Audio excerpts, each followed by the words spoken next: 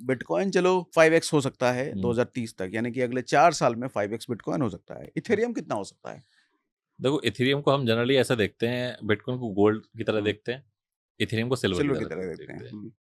अब जो इथेरियम के ऊपर क्या है कि टेक्नोलॉजी, मतलब जो इथेरियम के ऊपर बहुत सारी डिसेंट्रलाइज एप्लीकेशंस बन रही हैं जिनको हम डैप्स बोलते हैं। हम्म, और डिसेंट्रलाइज एप्लीकेशन ये ऐसी एप्लीकेशन है, जैसे हम फेसबुक यूज कर रहे हैं या हम यूट्यूब के ऊपर ये वीडियो डालेंगे, यूट्यूब हम यूज कर रहे हैं। हम्म, तो यूट्यूब एक तरीके से सेंट्रलाइज प्लेटफॉर्म है, जिसके ऊपर जो रेवेन्यू आ रहा है और जो प्रॉफिट बना रहा है वो एक कंपनी बना रही है। हम्म, अब डिसेंट्रलाइज की जो वीडियो प्लेटफॉर्म है, उनके अंदर क्या होता है कि आप हो और आपके सामने टेक्नोलॉजी है, हम्म, मतलब बीच में कोई मिडिल मैन नहीं है। तो जो डैप्स वगैरह जितने भी इस तरह की एप्स हैं, वो सब क्या है कि इथेरियम के ऊपर बन रही है। हम्म। तो इसलिए क्या है कि इथेरियम का जो यूज केस है वो बहुत है, स्मार्ट कॉन्ट्रैक्ट्स बन रहे हैं। तो स्मार्ट कॉन्ट्रैक्ट ऐसे जैसे होता लाइक है। चांदी का यूज केसेस हाँ, बहुत है, ऐसे इथेरियम का यूज केसेस बहुत है। इथेरियम का भी यूज केस बहुत है। ओके। तो जो चीज़ क्या है कि बिटकॉइन पे नहीं हो सकती, वो इथेरियम पे हो रही है। वो हम्म, उसका एक तरीके से अल्टरनेटिव है। तो जब बिटकॉइन का प्राइस बढ़ता है तो उसके प्राइस को इथेरियम काफ़ी हद तक फॉलो करता है। हम्म। लेकिन जो इस साइकिल में जितना एक्सपेक्टेड था उतना फॉलो नहीं किया, क्योंकि कम से कम इथेरियम अभी 4 से 5 हज़ार डॉलर होना चाहिए था। ओके। तो इथेरियम ने उस लेवल का भी परफॉर्म नहीं किया। और इनफैक्ट क्या है कि जो ऑल्ट कॉइन है, हम्म। बहुत सारे ऑल्ट कॉइन ऐसे हैं जो इस मार्केट के अंदर नहीं चल पाए अभी। तो क्या अगर इथेरियम के यूज केसेस ज्यादा हैं, हम्म। तो बिटकॉइन जिस स्पीड से बढ़ रहा है, हम्म। उससे ज्यादा स्पीड से कल को इथेरियम बढ़ सकता है? बिल्कुल पॉसिबिलिटी है।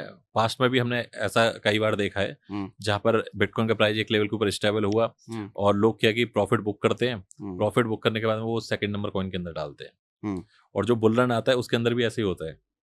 जैसे बिटकॉइन क्या है, एक आम आदमी की पहुंच से बाहर हो गया। हम्म, आदमी के पास में ऑप्शन क्या बचा कि भाई हाँ, जैसे गोल्ड बाहर हुआ, हम्म, सिल्वर लोगों ने बाय किया, हम्म, फिर लोग कॉपर बाय करेंगे। और अभी हमने पास्ट में देखा ये भी कि कॉपर के तो अब लोग दुकानों में वो बेचने लग गए, बार बना बना करके। तो आदमी गोल्ड कैसे अफोर्ड करेगा, गोल्ड इतना महंगा हो गया। तो लोग हम्म, सिल्वर पे जाएंगे, फिर कॉपर पे जाएंगे, फिर और कुछ होगा उस पे हम्म, जाएंगे। हम्म, तो सेम इसी तरीके से लोग इथेरियम पे भी जाएंगे और हम्म। इथेरियम का प्राइस भी एक्सपेक्टेड है कि बिटकॉइन के प्राइस को फॉलो करेगा।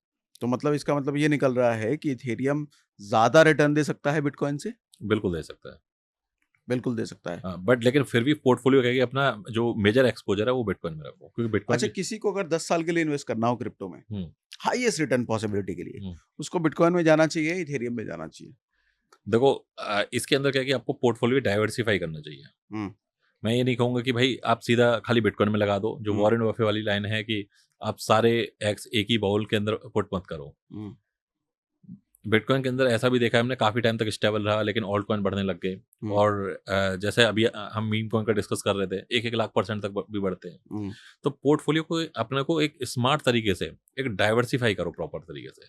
जैसे आपका बिटकॉइन के अंदर हो गया, आपका 40% आप बिटकॉइन के अंदर डालो, हुँ, 20% 30% आप क्या कि लार्ज कैप कॉइन की तरफ डालो। जैसे बिट इथेरियम हो गया आपका, हुँ, सोलाना हो गया आपका, रिपल हो गया, बीएनबी हो गया।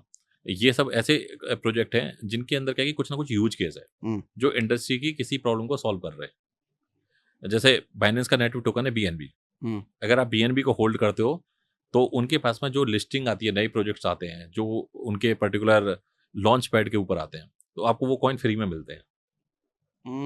ओके, प्लस में क्या है कि आपकी जो ट्रेडिंग की फीस है वो 25% कम लगती है।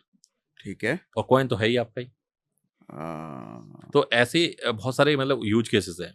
और उन यूज केस के अंदर आपको आम के आम गुठलियों के दाम वाली चीज़ें आपको हुँ, मिल रही हैं, जो कि हुँ, बिटकॉइन के अंदर आपको नहीं मिलती हैं। तो हुँ, अपने पोर्ट अब बाइनेंस एक ऐसा इकोसिस्टम है, कॉइन मार्केट कैप उसी का है। ज़्यादातर जितनी भी हुँ, इंडियन एक्सचेंजेस हैं, हुँ, 90% एक्सचेंजेस उसी की लिक्विडिटी को यूज करते हैं। हाँ, वो ऐसे है कि एक्सचेंज बाइनेंस है, सारा कुछ वो मैनेज कर रहा है। उसने क्या कि एपीआई दे दी, हुँ, बस यहाँ पर जो दिखाने वाला जो यूजर इंटरफेस है वो इंडियन एक्सचेंज का हो गया, हुँ, पीछे से काम उसी का हो रहा है। हुँ, तो जब वो इतना बड़ा प्लेयर है, उसके अंदर अगर थोड़ी सी नेगेटिव न्यूज आई तो वो पूरी मार्केट को खराब कर सकता है। इस लेवल का प्लेयर है बाइनेंस अभी। सबसे ज्यादा लिक्विडिटी से लेके हर चीज क्या है कि बाइनेंस के ऊपर है, नंबर 1 का हुँ, एक्सचेंज है। हुँ, तो जब बाइनेंस जैसा प्लेयर है, उसके नेटिव टोकन को बाय करो। हुँ, तो ये जो अब जैसे 40% बीटीसी में हो गया, 30% में आपका ये लार्ज कैप हो गए, हुँ, फिर आपका बचा 10%। हुँ, 10% मार्केट के अंदर बहुत सारे नए प्रोजेक्ट लॉन्च होते हैं, नए प्रोजेक्ट आते हैं हुँ, और वो नया कुछ ना कुछ सॉल्यूशन लेके आते हैं।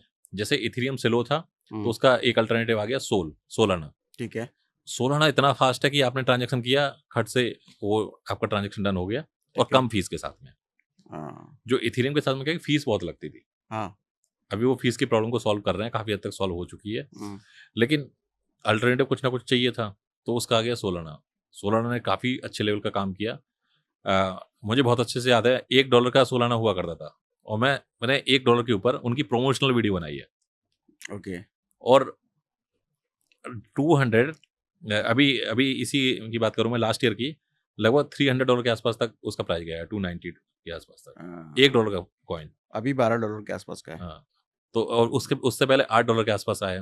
हुँ, तो आप देखो कि जो इस तरह के जो प्रोजेक्ट होते हैं, वो एक हाई रिटर्न भी देते हैं आपको। हुँ, तो आपको पोर्टफोलियो अगर आप डाइवर्सिफाई करके रखोगे जी, हाँ, आपने एक तो ऐसी जगह लगा लिया जहाँ पर रिस्क कम है, प्रॉफिट होगा, स्लो स्लो होगा। हुँ, दूसरा आपने ऐसी जगह लगा लिया, वहाँ थोड़ा सा वॉलेटाइल है, प्रॉफिट भी होगा तो ज़्यादा होगा, लॉस भी होगा तो भी ज़्यादा हो सकता है।